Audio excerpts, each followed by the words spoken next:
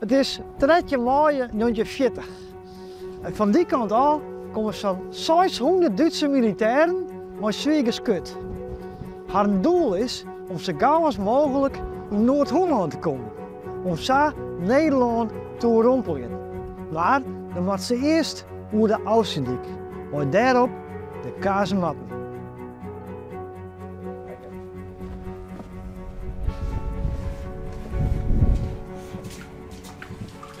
We rennen nu de gong in van dit kazemat. Dit is een hele lange gong, met alle jaar romten. Dit is een romte van de commandant.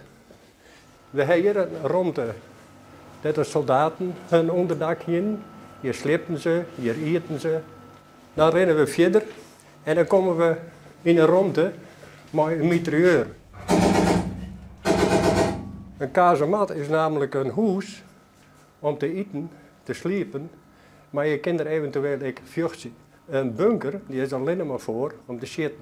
Als je het woord kazemat heel vrij vertalen zou, dan is het een huis om te vluchten.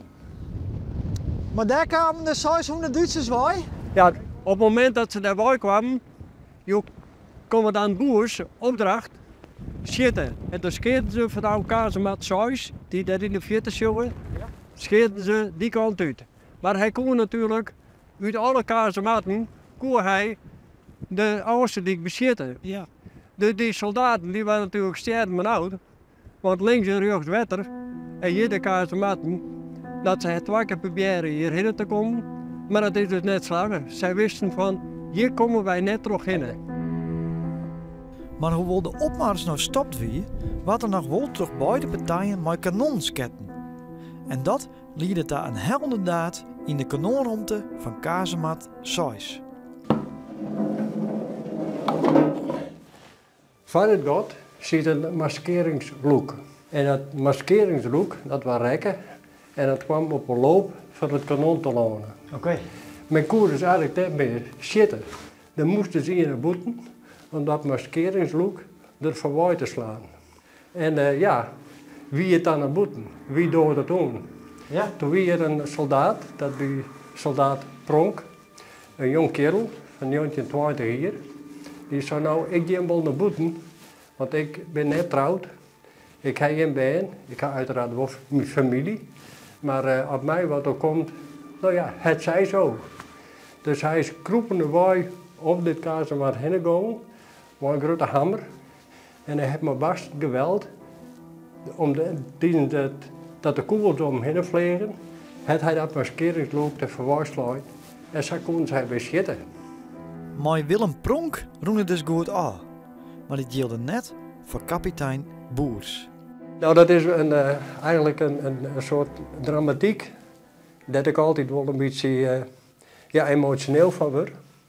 Want kapitein Boers, die was op een gegeven moment gevangen om, maar op het moment dat hij vrijlitten was, moest hij een document tekenen dat hij niet meer deelnam aan krijgshandelingen. Nou, kapitein Boers was dus een militair en die ging dus in het verzet. Die handtekening heeft voor hem geen waarde. En dat is hem fataal geworden, want hij was weggevangen om. En hij kreeg te jaren dat er deersketten was. Hij zou fuseerd worden. Hij had 2 jongens. En de dag dat hij fuseerd was, schreef hij deze brief. Het is de laatste zucht voor ik afscheid neem van het aardse leven. Tja. Het docht mij altijd wel wat om nooit te denken van... Wat zet je dan in zo'n brief? Wat zet je in zijn brief? Ja. Ja. Het was dus een echte militair. Hij had helemaal geen spijt van wat hij dingen had. Hij vertelt aan het eind van de brief, jongens, je hebt het hele leven nog van je. Maak je er wat moois van, maar toch wat je hem eigenlijk dwang moeten. Ja. En dat is de hele essentie van deze brief. Die eerste dagen in mei, hoe is dat toen oud doen hier? Nou, omdat ze in het verder konden, die Duitsers, bleef die eigenlijk vrij rustig. En op een bepaald moment was Rotterdam bombardeerd. En op dat moment weer de capitulatie. En toen kwamen de Duitsers hierheen en die kwamen in contact met de Nederlandse soldaten. Ja, want die moesten hun dus oei aan eigenlijk. Die moesten oei aan, dus die moesten hun wapens del gooien. de witte vlaggen kwamen heen. Maar ze waren er echt blij mee. Er waren gewoon die goelden, er waren gewoon die vlokten. En het was echt een hele trieste gebeurtenis. Maar ze kwamen wel in contact met de Duitse militairen. En dan krijg je dus ook gesprekken. En die Duitsers zeiden ik van ja, je kan nog naar huis staan, maar wij moeten verder. En toen gingen de Nederlandse soldaten, die gingen naar huis.